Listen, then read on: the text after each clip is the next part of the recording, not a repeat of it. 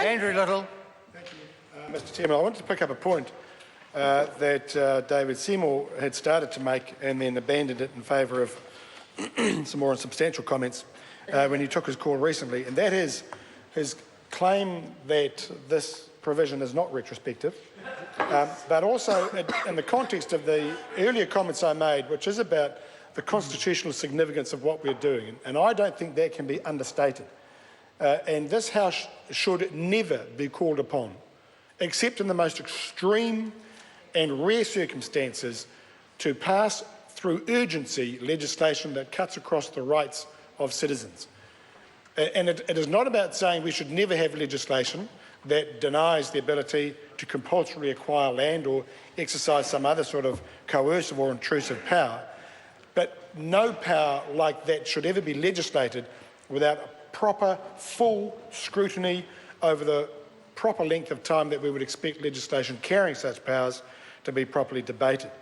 Now, the justification for this legislation is that there may be, and it's unspecified because key parts of the Cabinet paper discussing it have been redacted, there may be some legal risk. It's interesting what the paper goes on to say is that the reason for the legislation is to remove the uncertainty and to mitigate the risk of legal challenge. Now, for Mr Seymour's benefit, the risk of legal challenge can only arise out of transactions that have happened in the past. It's unusual that people litigate over things that haven't happened yet, but I don't know what goes on in the caucus meetings of the ACT Party, and anything could happen. But to mitigate the risk of legal challenge is about dealing with actions of the past. And the Minister in his paper to Cabinet specifically states that he is proposing the amendment in relation to the offer-back obligations to former owners for what he describes as to avoid doubt that they have never applied. The fact that there is doubt at all suggests that there are issues arising from past transactions. And whether there are genuine threats, legal threats and therefore legal risks to the Crown, or whether it is just in the mind of the Minister, and who can answer that question, the reality is we are being asked in this legislation to pass a provision that cuts across citizens' rights, their property rights.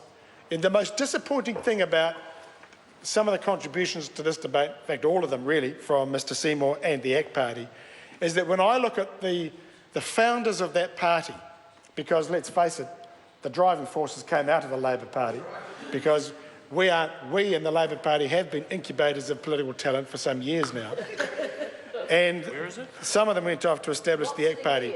But even whether those coming out of the Labor Party, or even those coming out of the National Party in the form of Derek Quigley and some of those others, and Don Brash when he decided which party he actually came out of or was aligned to, they are people who, faced with this situation, were people of deep principle who would never tolerate being part of a parliament that allowed legislation like this, knowing what it does, traducing citizens' rights, to pass through urgency, to pass without the scrutiny that ought ordinarily to apply to legislation such as this.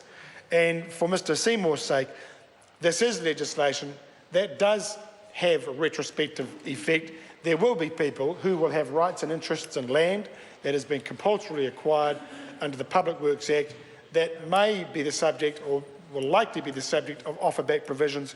And this bill, if it is passed in its current form, will deny them the opportunity or the right to have that offer-back made.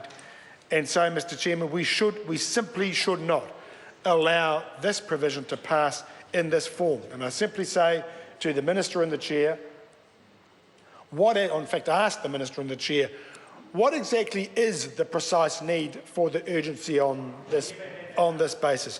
Why cannot this part of the bill go through the proper parliamentary process with a full scrutiny that the Select Committee allows it, and allow members of the public, and especially those whose rights and interests will be affected by it, to have their say and inform members of this House exactly how it will have an impact on them?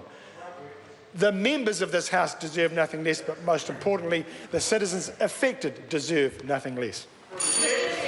Mark Mitchell.